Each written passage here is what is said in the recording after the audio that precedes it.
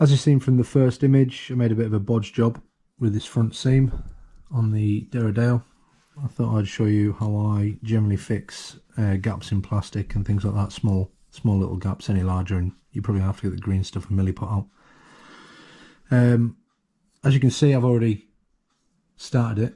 I didn't think to do the video until after I'd already started, but I'll try and recap what I've done so far. As you've seen from the first image, there was a bit of an overlap from the top, so there was a gap underneath. Generally find the easiest way to clear that is with a sharp blade. Try and get a new blade if you can. We don't want any chips or anything like that, and the newer the blade, the sharper the edge, the smoother the scrape you're going to get across the top. And what you're wanting to do is, if the overlap's coming from the top, is have it angled ever so slightly and you're scraping across the top, across the edge, all the way around. And what you generally find is it pushes, I don't know if you can see it in the video, but the little white line, it pushes some of the material inside it, as well as neatening it up. So see, I've got a bit of a gap this side still, so all I'm going to do is pushing it down at that angle, ever so gently, nice and smooth, scrape it with a slight downwards angle, pushing a bit of material into that gap, and just trimming them so they're a bit flush. That's pretty much the stage I'm at here. You don't have to remove the rivets off the top. I'm going to green stuff along there, so I didn't need them. Also, as you can see from these bottom ones, they're a little bit oblong, so I'll probably replace them with resin or green stuff. But yeah, just go around the edge, slight down angle, pulling away from the overlap, clean it up so you can get it as smooth as you can there. Don't push too hard, it's nice and light. You don't want to take any grooves out of it or any chunks or anything like that. Very lightly just scrape it down away from the overhang. After I've done that, I've got these sanding spudges from Dispay, however you say that. It's you come in different thicknesses, different grades. These range from 180 grit up to 800 in that pack, and then 1000 grit up to 2500 in this pack. For plastic, I'm generally using 2000 and 2500. Any more and you're going to put grooves in it, it doesn't sand or smooth as well as resin. Starting off with a 2000 grit, and all I'm doing is going over there, and again, little small bits of plastic end up going into the little gap that you've got in the middle. Try not to stick in the same place for too long because you'll end up grooving it, and just smooth that edge over.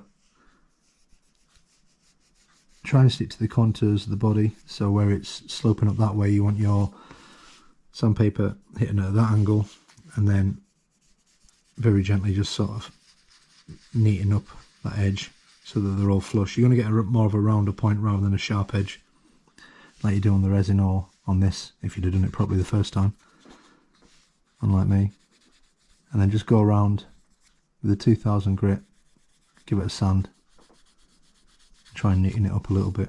And as I say, it's pushing that plastic into the little holes, little gaps, which will come more apparent in a minute. Once you've done your 2000 grit up to 2500, and this just polishes it, neatens it up, gets rid of any little marks, and then just go around, all the way around, same angles if you can. And you know, you don't need to do too much of this because we are going to sand it again for the last step.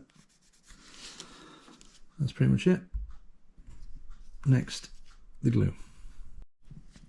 So this is the bit they'll neaten it up properly. You want plastic cement, extra thin. Either use the Tamiya extra thin. I've got a bigger bottle because I use it for Plasticard. I got this from Stater Brothers, I think they call it. They actually make the Plasticard, the textured Plasticard. It's just a big bottle of plastic glue. Goes on with a brush.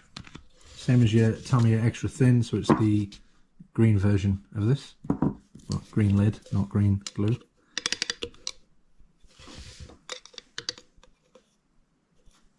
Try and get one that you haven't, a paintbrush that you haven't used for paint. Take most of the excess off. Now this does evaporate quite quick, so you won't get any residue, but all you can see is as you're painting it on, paint it over that gap, and any of the little bits of plastic that you've got inside it, this will melt it.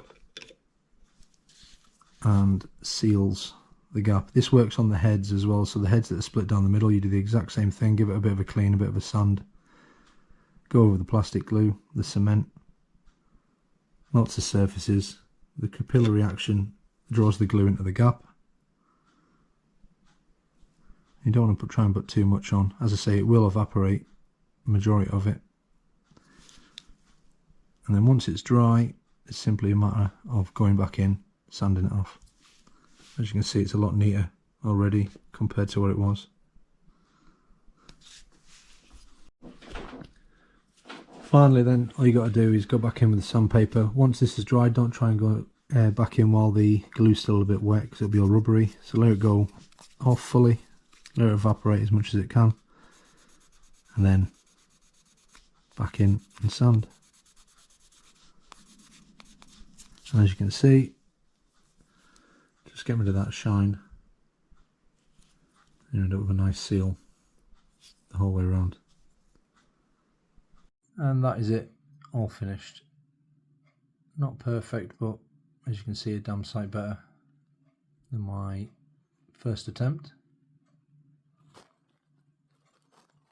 That's it. Any questions, stick them below, I'll try and answer, and share with your little nerdy mates.